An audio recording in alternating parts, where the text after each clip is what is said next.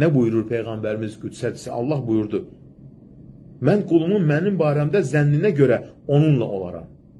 Əgər mənim bu haqqımda yaxşı zənn edərsə, bu onun üçün olar. Yox, əgər pis zənn edərsə, bu da onun üçün olar. Hər şey buna bağlıdır.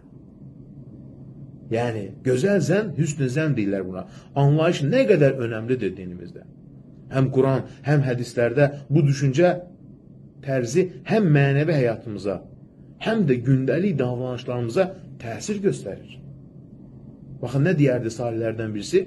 Allahım, sənə təvəkkül etməyi və sənə qarşı gözəl zənn, yaxşı güman etməyi səndən istəyirəm. Hər zaman Allahdan istə.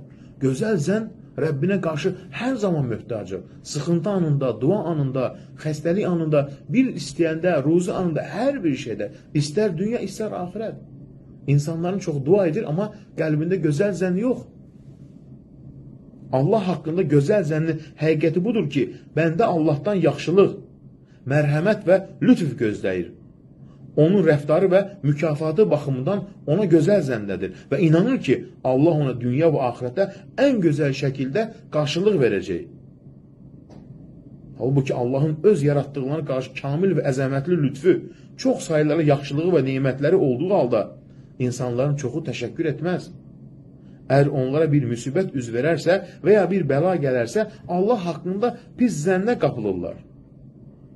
Amma mömin hər zaman gözəl zəndə olmalıdır. Hər şey idarədən uca Allah-u Teala, Allah hər bir içində hikmət sahibidir.